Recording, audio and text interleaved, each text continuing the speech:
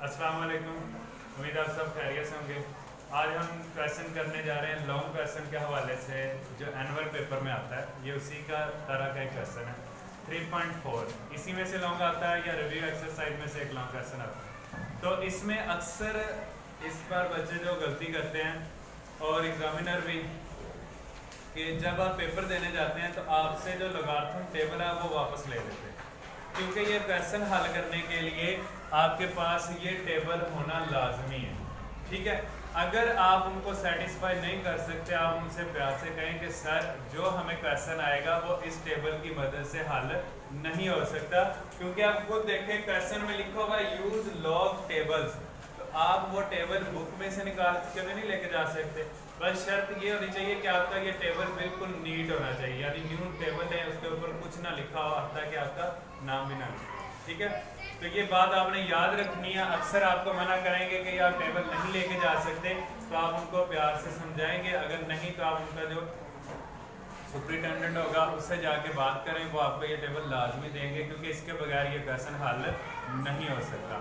और अगर आप कैलकुलेटर का यूज़ करें तो वो बिल्कुल गलत बात है, क्योंकि उसने कहा टेबल है, तो आप कैलकुलेटर से करेंगे तो आपका आंसर बिल्कुल उलट और मुश्किल आएगा। ठीक है, चले तो इस क्वेश्चन को आज हम सॉल्व करते हैं। क्वेश्चन नंबर 1 का 1 जो है कि इसको आपने लॉगरिथम टेबल की मदद से सॉल्व करना है। ठीक है, तो सबसे पहला स्टेप जो आप करोगे इसमें वो आप लिखोगे लेट। फर्ज किया कि क्या फर्ज किया है कि मैं इस पूरी वैल्यू को x के इक्वल फर्ज कर लेता हूँ 176 दरब 3.64। अब आपकी मर्जी, यहाँ पे x लिख लो, m लिख लो, n लिख लो, कोई भी लेटर लिख सकते हो a b c का। ठीक है, x के इक्वल फर्ज कर लिया। फिर अगले स्टेप में आपने करना है टेकिंग लॉग बोथ साइड। अब ये लॉग क्यों लिखा है, क्योंकि उसने कहा लॉग मालूम करना है, लॉग टेबल की मदद से हल करना है, तो लॉग साथ लिखेंगे तो हम लॉग इस्तेमाल करेंगे ना। अदरवाइज हमें ये समझ आ रही है कि ये दोनों मल्टीप्लाई हो रहे हैं, मल्टीप्लाई कर दो तो आंसर आ जाएगा। ठीक है, तो अब हम log taking log both side, दोनों तरफ लॉग लेने से। ठीक है, x के साथ आप लॉग लगा दोगे और यहाँ पे लॉग लिख के आगे वाली जो भी रकम है सारी को आपने ब्रैकेट में लिखना है। ठीक है, 0.8176 दरब 13.64। ठीक है, लॉग सबसे पहले स्टेप आपने x के इक्वल फर्ज करना है, फिर उसके बाद लॉग लेना है, लॉग लिख के अगली सारी रकम ब्रैकेट में यानी सिंगल फॉर्म में आपने लिखनी है। फिर अगले स्टेप में ये log x ऐसे ही साथ चलता जाएगा, इसका एंड पे काम होगा, log को आपने इसके साथ मल्टीप्लाई करना है, log 0.8176 इस दरब की जगह पे जमा log 13.64। ये सम और डिफरेंस की शक्ल में लिख लिया मजमूआ और फर्क में। ठीक है, अब अगला स्टेप, इसके हमने log मालूम करने हैं, जैसे इससे पहले हमने एक्सरसाइज में मालूम किए थे टेकिंग लॉग मालूम, कॉमन लॉगरिथम निकालना है। ठीक है, तो वो निकालने के लिए दो चीजें हमें चाहिए, करैक्टरिस्टिक्स और मंटीसा, खासा और मंटीसा चाहिए। अब अगले स्टेप में आपने लॉग नहीं लिखना, क्योंकि अब हम लॉग लेने वाले हैं। ठीक है, तो इसको पहले रफ अमल पे 0.8176 को इसको आपने साइंटिफिक नोटेशन में लिखना है। ठीक है, इसको पहले साइंटिफिक नोटेशन में लिखना, और ये इससे पहले वीडियो में हमने बताया हुआ है कि साइंटिफिक नोटेशन में कैसे लिखा जा सकता है 3.1 एक्सरसाइज। और दो तरीके बताए थे, एक आम मैनुअल के आप अपने हाथ से करोगे और दूसरा कैलकुलेटर की मदद से। ठीक है, तो अगर आप इसको हाथ से लिखें 8.176, एक अदद के बाद हमेशा पॉइंट आना चाहिए, तो एक अदद के बाद पॉइंट लगा दिया, उसके बाद 10 की पावर क्या बनेगी, एक अदद के बाद पॉइंट आया तो 1, और मैथ से दूर जा रहे हैं तो -1 आ जाएगा। ये आपने 3.1 एक्सरसाइज वाली वीडियो देखें तो आपको समझ आ जाएगी। तो जो 10 की पावर होगी वही हमारा करैक्टरिस्टिक्स होता है, वही हमारा खासा होता है। तो यहाँ पे हम लिखेंगे 1 माइनस, और करैक्टरिस्टिक्स हमेशा ऊपर, करैक्टरिस्टिक्स के ऊपर हमेशा माइनस लगाया जाता है। ठीक है, साथ में माइनस नहीं लगाया। फिर आगे पॉइंट मंटीसा हम बाद में लिखते हैं, प्लस अब इसका खासा लिख लें, करैक्टरिस्टिक्स लिख लें। ठीक है, इसका क्या होगा, रफ अमल में अगर देखें 13.64, एक अदद के बाद पॉइंट ज़रब 10 की पावर 1। अब ये मैथ की तरफ आ रहा है तो पॉजिटिव 1, तो यहाँ पे सिर्फ 1 लिखेंगे और आगे हम पॉइंट लगा देंगे। ठीक है, आपने क्या करना है, इस स्टेप के बाद लॉग साथ नहीं लगाना, इनके कैरेक्टरिस्टिक्स लिख लेने। ठीक है, फिर उसके बाद इसका आपने जोड़ा बनाना है 81 को 7 में देखें, लोगारिथम टेबल निकालें, एंटी लॉग वाला नहीं, लोगारिथम टेबल। ठीक है, उसमें आप देखें 81 को 7 में, तो अगर हम 81 को 7 में देखें तो रफ अमल पे लिख लें 9122। ठीक है, फिर उसके बाद अगला अदद 81 को 7 में देखा तो आगे बचा 6, तो 81 को 7 में देखा 9122, 81 को 7 में देखा तो 9122 और 6 उससे आगे डिफरेंस वाले कॉलम में 3, तो इसमें 3 ऐड कर लें तो ये बन गया 9125, तो यहाँ पे हम लिखेंगे 9125।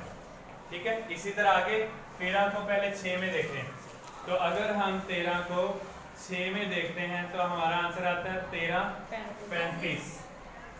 ठीक है, फिर आगे 4 वाले कॉलम में देखें, फर्क वाले कॉलम में 4 में देखें तो इधर आपको लोगारिथम टेबल में 2 नंबर नजर आ रहे होंगे। ठीक है, 2 नंबर ऊपर भी और नीचे भी। तो अगर बेटा देखा जाए, आपने जब 13 को 6 में देखा तो ये नीचे वाली लाइन में था 1335, तो आगे भी आपने नीचे वाली लाइन वाला ही नंबर लिखना है। तो वो जब आप 4 में देखोगे 13 को तो वो आपका आ जाएगा 13। ठीक है, नीचे वाले में भी 13 है और ऊपर वाले में भी 13, तो कोई मसला नहीं होगा आपको। 5 3 8 3 1 4, तो ये आ गया 1348। ठीक है, अब अक्सर बच्चे ये गलती कर लेते हैं, इसके बाद डायरेक्ट ऐसे कैलकुलेटर पे लिख लेना है, लेकिन ऐसे नहीं लिखना आपने। ठीक है, एक ही मेथड, उसी मेथड से हर क्वेश्चन करोगे, चाहे यहाँ पे जो भी नंबर आ जाए तो आपका आंसर बिल्कुल दुरुस्त आएगा, घबराने की जरूरत नहीं, लेकिन तरीकाकार सेम रखना है। सबसे पहले एक्स के बाद टेकिंग लॉग के बाद कैरेक्टरिस्टिक्स मल्टीसा लिख के आपने इनके कैरेक्टरिस्टिक्स अलग कर देने, इनके खासे अलग कर दोगे तो आपका आंसर कभी भी गलत नहीं होगा। इधर करते हैं हम कैसे अलग करने हैं, तो ये जो चलिए इधर कर लेते हैं, 1 का माइनस है, ये हम अलग करेंगे। 1 का माइनस अगर हम अलग करेंगे तो यहाँ पे आपने माइनस लगा देना, रफ अमल पे कराएं 0.9125। अब बेटा देखें, इधर से मैंने ये 1 अलग कर दिया। ठीक है, पहले समझ लें, बाद में हम करेंगे। ये 1 हमने अलग कर दिया, उसके बाद क्या बचा 0.9125, यहाँ पे आपने प्लस लगाना है। प्लस क्यों लगाना है, क्योंकि इस अदद के शुरू में प्लस था, ये तो कैरेक्टरिस्टिक्स का माइनस है। अच्छा, ये प्लस लगाना है, ये पॉइंट बचा। अब इस पॉइंट को वादा करने के लिए हम यहाँ पे सिफर का इस्तेमाल करेंगे। ठीक है, तो आप क्या करेंगे,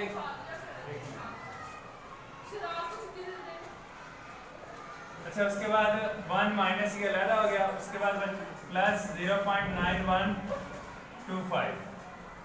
ठीक है, ये लहदा, इसी तरह इसको हम लहदा करें 1 और इसके बाद बचेगा 0.348, इस पॉइंट को वादा करने के लिए 0 और ये प्लस आगे भी हम ऐसे लगाएंगे, यानी शुरू में जो अलामत होगी, अगर यहाँ पे माइनस है तो आगे भी माइनस। अब इसको आप ऐसे ही कैलकुलेटर पे एंटर करोगे तो आपका आंसर दुरुस्त आएगा। तो आप इसको ऐसे कैलकुलेटर पे लिखें, पहले हम लिखेंगे -1 प्लस 0.9125 प्लस 1 प्लस 0.1348, तो आपका आंसर आ जाएगा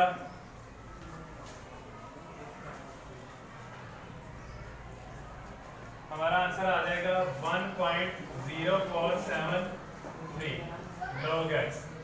तो आप इसको सब टैली कर लें, क्या यही आंसर आता है सबका 1.0473। ठीक है, अब उसके बाद आगे चलते हैं।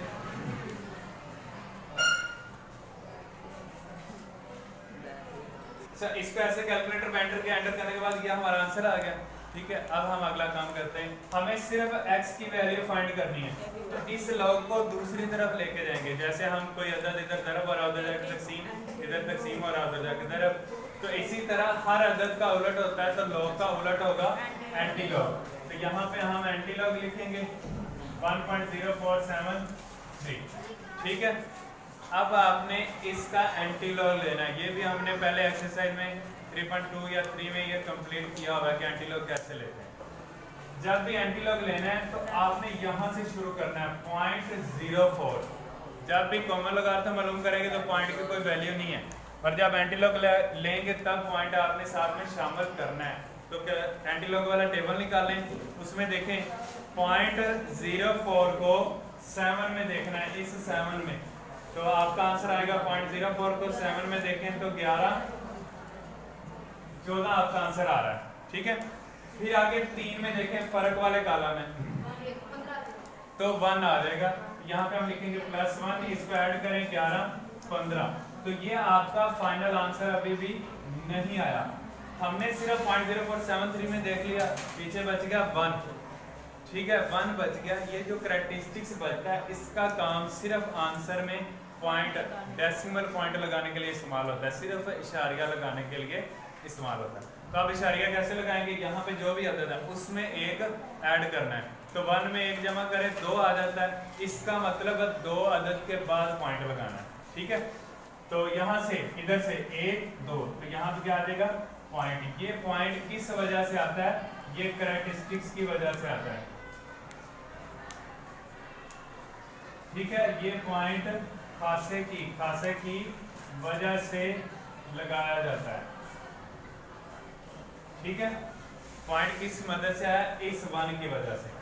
इस 1 की वजह से आप इस पॉइंट का इस्तेमाल करेंगे। ये था आज का हमारा क्वेश्चन, लॉन्ग क्वेश्चन है। उम्मीद है सबको समझ आई होगी। तो आज के लिए अल्लाह हाफ़िज़।